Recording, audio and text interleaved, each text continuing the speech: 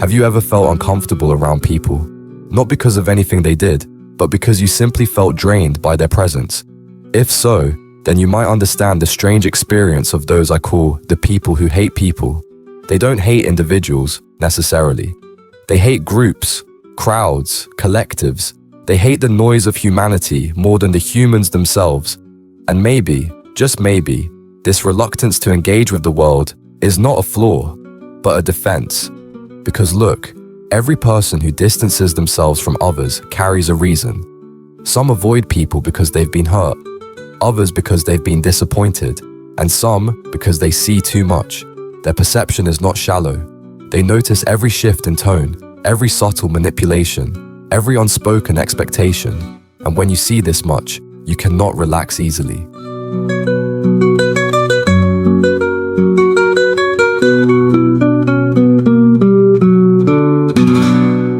Here's something most people never realize. The majority of those who claim to hate people do so not from arrogance, but from sensitivity. They are not emotionally numb. They are overwhelmed. They do not lack empathy. They drown in it. And because they feel so much, they have learned to wall themselves off. But let me ask you this. Have you ever sat in a room full of people, laughing, talking, sharing energy, and still felt like you were behind glass? Present, but not present. Near, but not truly there. That quiet detachment is not apathy, it is exhaustion. Because here's the hidden truth. It takes effort to connect. Real effort, emotional effort. And some people simply do not have the stamina to carry the weight of multiple emotional worlds. There's also another kind of person. Someone who dislikes people not because they fear them, but because they expect too much from them. They hold humanity to a higher standard. They crave sincerity, honesty, depth. But so often, the world presents superficiality, so they retreat into solitude. And this is where a psychological phenomenon comes into play, the parasocial mirroring effect. When someone has been disappointed by enough relationships, their brain begins projecting expectations onto future interactions. It assumes patterns before data arrives. It predicts betrayal before vulnerability. And gradually, a kind of emotional callus forms. But hold on, this isn't about bitterness. It's about self-preservation.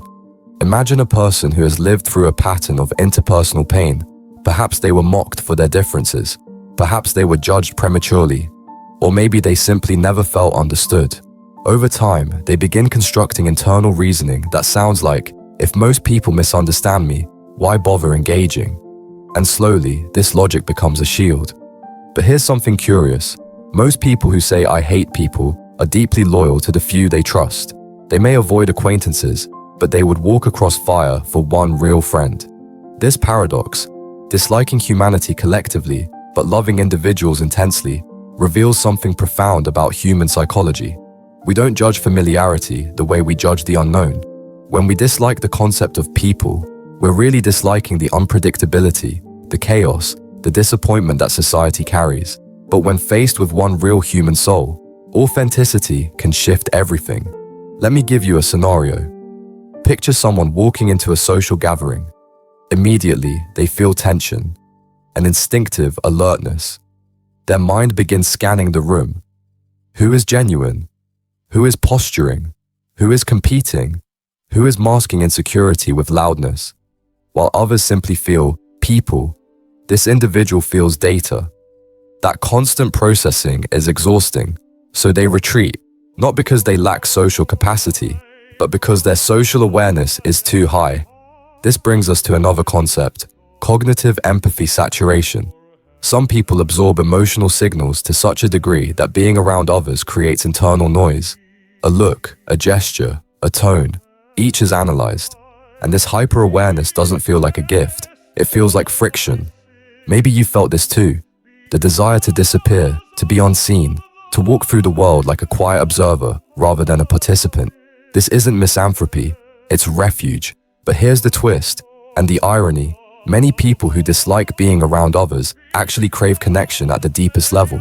They want real conversation, real vulnerability, real presence. What they reject is shallow engagement. Let me say something quietly.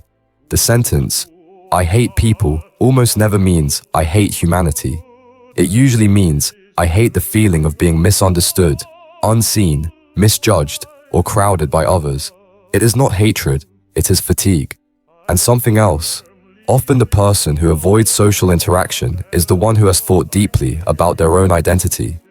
They have questioned their purpose. They have examined their flaws. They have peeled back layers of themselves. Meanwhile, many casual social interactions revolve around surface-level language, comments about weather, trends, social norms. For someone who dwells in deeper psychological territory, that level of conversation feels like starvation. Here's a quiet truth, one that's almost painful in its accuracy. People who feel different often convince themselves that isolation is easier than rejection. It is safer to sit alone with one's thoughts than to risk being misunderstood in company. And yet, they still hope for that one person, someone whose presence feels calming rather than draining, someone around whom silence is comfortable rather than awkward, someone who sees them, not the mask they learn to wear. Let me offer a reflection. If you identify as someone who dislikes people, you might not dislike humanity at all. You might simply value peace more than stimulation. You might value authenticity more than entertainment. You might value sincerity more than attention. There is also a historical and psychological pattern. Many thinkers, artists, philosophers, and intellectuals were uneasy around people. They found solace in thought rather than conversation. They connected more deeply to ideas than to social environments. They often had rich inner lives and quieter outer ones. It might not be that you hate people, but that you haven't yet met enough people who resonate with your frequency. And here's an interesting contradiction. Someone who avoids crowds can often offer profound understanding to individuals. They might struggle with small talk, but excel at soul talk. They might wish to avoid parties, but be the person someone confides in at midnight. So let me ask you gently, when you say you dislike people, is it actually people you dislike? Or is it exhaustion, or disappointment, or a longing for something deeper that you have not yet found? Because here's a secret, shared by many who walk through the world with quiet skepticism. They would love humanity if humanity knew how to love them back. And this brings us to a deeper question. One I want you to hold in your mind. Is the problem the world, or the mismatch between your truth and the world's noise? And this is where we shift, softly, into a new curiosity. Because in the second half of this reflection, we will explore something profound. What happens when someone who hates people finally meets someone who feels different? Someone who feels aligned? Someone whose presence feels like belonging rather than burden? Because something transformative happens then, and that is where our path is leading. Because when the person who avoids humanity encounters someone who understands them, even subtly, something begins to shift inside. The shield that was built out of habit starts to thin. The silence between them becomes communication. The exhaustion fades, not because they suddenly love all people, but because one person feels safe enough to disprove the assumption that every interaction drains them. There's a quiet scientific insight here. Human connection releases oxytocin, which creates emotional bonding and lowers stress. But this only happens when connection feels authentic. When someone is merely surrounded by strangers or superficial acquaintances, the opposite occurs. Cortisol rises, anxiety increases, and the brain prepares for social defense rather than social warmth. This is why someone might leave a social event feeling more tired than after a long day of work. It's not antisocial behavior, it's emotional misalignment. But now imagine this. Someone who has always felt drained by groups meets another person with whom they feel profoundly at ease. Suddenly, conversation feels like breathing. Silence feels like comfort. Time feels slower, softer. Instead of monitoring every word, every gesture, every implied meaning, they feel understood without performing personality. And here's the remarkable part. They are willing to open up. They become generous with their inner world. They share ideas, memories, vulnerabilities, because finally, the risk of being seen is outweighed by the relief of being understood. Let me pose a question. Have you ever met someone and thought, I can finally relax around this person? That single experience can reshape a lifetime of social distrust. This also reveals something important about the people who hate people. Their dislike is not universal. It is selective. They reject artificial connection, but crave organic connection. They avoid chaos, but cherish intimacy. They might withdraw from crowds, but lean into closeness with the right soul. And that brings us to another layer: the impact of early experiences. A person who was frequently criticized socially learns to expect judgment. A person who was ignored learns to expect invisibility. A person who was betrayed learns to expect disappointment.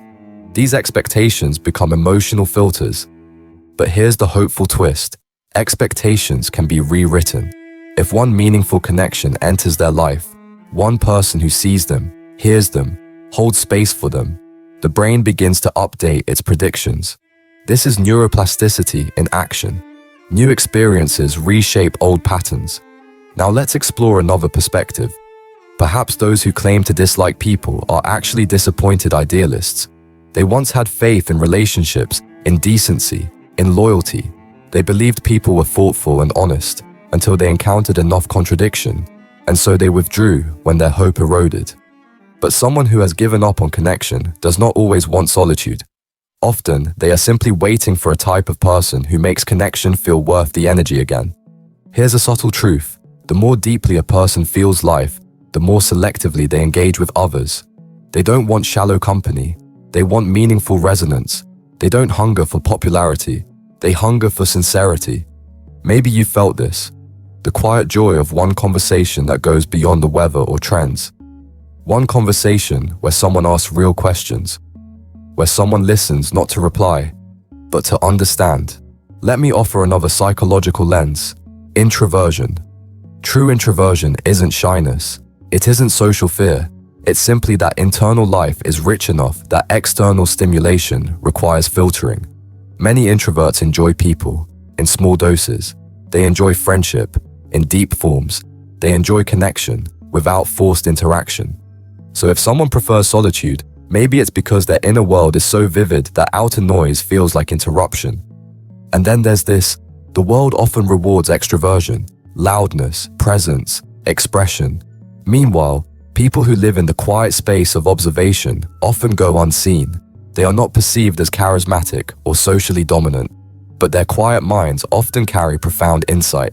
Let me give you a picture: a crowded room full of voices, laughter, movement, and in one corner, someone quietly listening, absorbing, analyzing.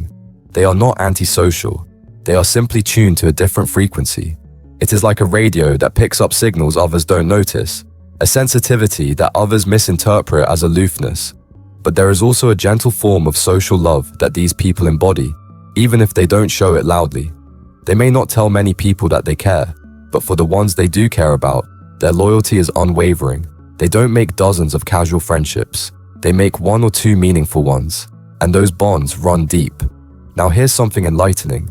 Many people who say they hate people actually hate the social masks that people wear. They dislike pretense.